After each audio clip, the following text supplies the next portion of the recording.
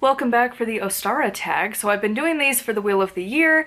Basically, anytime one of the holidays rolls around, I do a tag video. The questions are usually pretty similar. Of course, there's a few that are here and there, a little different. And we just talk about what this time of the year means to us. So, question number 1. What does Ostara represent to you? So for me, Ostara really is the time that spring starts. For a lot of people, Imbolc is when spring begins, where it's like, oh look, the first little bits of flowers, and like we get to start on our gardens and like prepping the land and whatever. That's not Utah.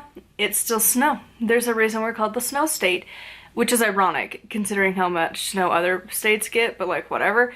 So like we're still under a lot of snow, and so at this point when Ostara rolls around, this is when we have our beginnings where it's like, oh my god, look, there's a flower, there's grass. So like it's a magical time. That is the budding season where we can actually see that life is returning slowly out of the depths of winter. And so that's like the main focus of Ostara. And it's not that it's like the planting season, it's just like the beginnings of spring. Really the height of spring kicks in around Beltane. And so of course all of those associations, the return of the sun, the warmth, the balance between light and dark. And I've honestly, again, having worked with the Norse gods and finding my own way of a Wheel of the Year with them, like, it's such a polar opposite to Mabon, but we'll get there when we get to the myths question. But basically this is the return of life, the return of the sun. Even though the sun technically started to return at Yule, it was still dark and cold and miserable. The light half of the year kick starts at Ostara, and all of the imagery of that also comes into play. Number 2, how do you usually celebrate the season or sabbat? So of course, welcome in the returning warmth, because again, Imbolc, it is not warm. It's been like single digits and like in the 20s, so like it is not warm. Whereas now at Ostara, this is when we can actually start to have warmer days. And so just welcoming back in that warmth and the sun, and again, the days are going to be getting longer at this point. It's not going to be mostly dark. And so I'm going to celebrate that. I think I'll probably end up having like a fire or something to honor that. A lot of our like ancestors used to do that. And now I can see why, because it's like, please come back, son. I miss you. I miss you so much. Obviously, a lot of us do like colored eggs. I mean, it's just kind of a tradition to do. So of course we'll be doing that. Some years I will bless the seeds, but I think I'm gonna wait until Beltane and actually just work on like awakening the ground and like more of that side of it, because like it's been buried under so much snow for so long. I haven't seen the grass since like December. So it'll be like, oh my god, I've missed you. Please return, please come back. I know you've been like drowned in like so much snow for so long. Some more of that focus this year, I think. Number 3, what correspondences are important for you to incorporate? I love to include the egg symbolism, again, the rebirth side of it, but also I'm including the apple symbols because Adun is associated with the like immortality of the gods, like she was in charge of making sure they didn't die. And it feels like at this point it's her reign. And so instead of the Persephone myth, I'm using Adun, so I'm going to use her apples as one of the main symbols. And of course a lot of imagery of like green, because everything's going to go from like cold, wet gray into greens. And so it's going to be flowers and grass, and the leaves on the trees are returning. So all of that stuff is going to be important to me. Naturally, the altar is going to be adorned with like greenery galore, and also yellows to represent the sun actually really being back at this point, because up until now, it's still been winter, it's still been cold and dark, and now we're in the light half of the year. Number 4, what is the most memorable celebration you've had? So it was a few years ago. I don't remember what year it was, but it was at the house we're at now. And I had slowly begun to do more outdoor rituals at that point. And I remember we had made eggs, and then we had a bunch of seeds that we had cast the circle with, like the bags of seeds. We didn't like spread the seeds onto the grass, we just kept them in their little baggies. But we did a circle with that, had our eggs, and did our ritual. And that was, it wasn't like the most complicated ritual, but it was really nice. We did it like, I don't know, like 10 or 11 o'clock in the morning, and it was so nice to actually see like the sun return, and like it was finally starting to warm up, and you could really feel the warming like sensations in the morning hours, where it's like it wasn't like the bitter cold of morning, because spring mornings are still pretty chilly, but it also wasn't like the heat of the day yet. It was like that nice in between, which is really what Ostara feels like. And I've done it other years as well. A lot of times we do bless our seeds at Ostara, but I'm not doing that this year. I'm doing it at Beltane. And so like there's been plenty of times that it's like, I can think back to like there was a ritual I did with my husband, like I think the first Ostara we had together actually.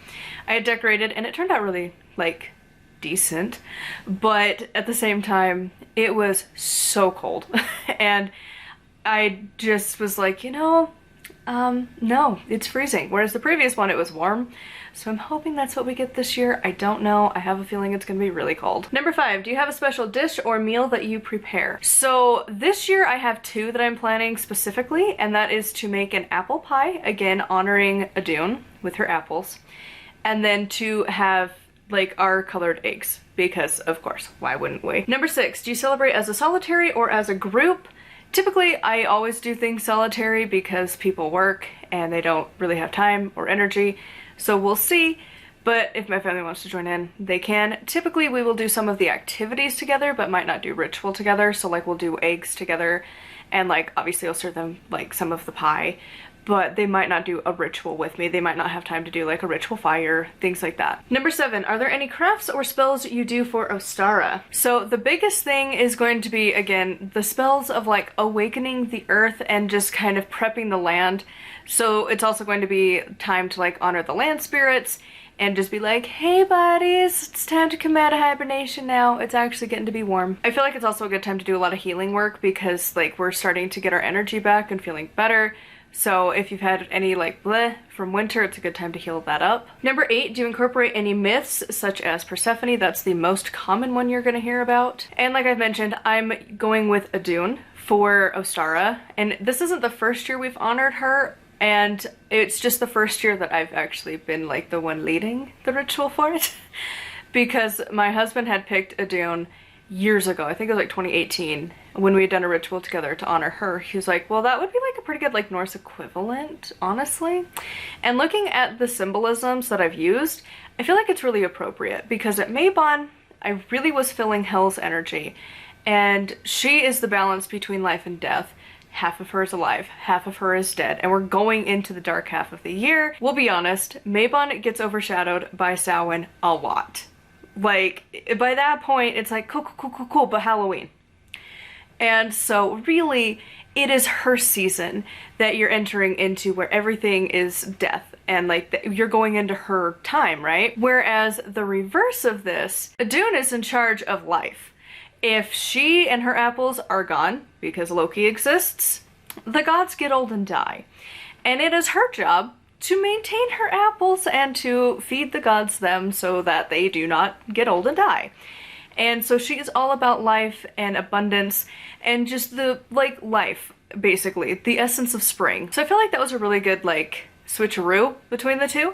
So I'm going to be honoring her and having a, like, apple pie for her and just kind of welcoming back the fact that, like, the earth is slowly, like, getting her blessings again, even though apples are not in bloom right now, but just her overall vibes. Because again, if you follow the myths, if you wanted to include that, like, there was a time where she got a little distracted because Loki exists, and she was gone, and then the gods were old and dying, which is the representation of winter, and when she comes back, oh my god, good! And like, we can actually like go about our lives and actually do our jobs again. And that's kind of what Ostara feels like. Number 9. Is this one of your favorite celebrations? Why? This year I found that I'm more in tune with the seasons, and because of that, like, this season, I'm just like, oh my god, I can see why the ancestors would honor the return of the sun so much. I'm so over winter, I'm so over the cold, I'm so over the dark, because practically every day it's still dark outside. It's cloudy, it snows on and off, pretty much every day. Some days it sticks, some days it doesn't, but like, you'll see snowflakes pretty much every day. I'm kind of over it. I'm kind of ready for like the sun and the warmth and walking outside and hearing the birds. I've missed that. You just hear traffic and snowplows going about. So I feel like this year it's becoming more important than it has in previous years. Number 10, what are your plans for Ostara? I always do a video on that specifically, so make sure to check out that video. Number 11, how have your celebrations changed over time? So for me, Ostara, it's pretty much stayed the same to some degree. I used to try and fit a lot more of like what other people say you're supposed to do, where you start your seeds and you bless them at Imbolc, and that at Ostara is when you would plant them. That doesn't work for here. And I've tried to adjust that of like blessing the seeds at this point, and I'm also like, no. Like, good in theory, not so much in practice. And so I've just slowly kind of adapted it, let alone the idea of like you have to honor specific deities. Like, I don't work with the Greek gods, so for me to be like, oh my god, but it's Persephone's time. Meh, I don't think she cares if I was like, hey, it's your time, because she's like, sure. But like, that's the only conversation we have all year, so not really my thing. Number 12, do you celebrate for a day or throughout the season? I've said this before, and people on like my Patreon have probably noticed that I've been really kind of focusing more on like the whole season. So like we've had like the in bulk full moon and new moon, and it'll be the same when we move into Ostara. So like celebrating Ostara for the full season.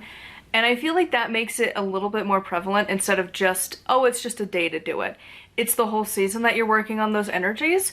I feel like it makes it a little bit more intense and a little bit more magical if you really stay on course of what the season's about instead of just one day and then you go back to your regular life. And then lastly, do you incorporate Easter into your celebrations? Now, I feel like there could honestly be the debate of like Easter in like the religious sense and Easter in the secular modern sense because I will use certain symbols like eggs, the Easter bunny, and like there's usually a lot of flowers and stuff.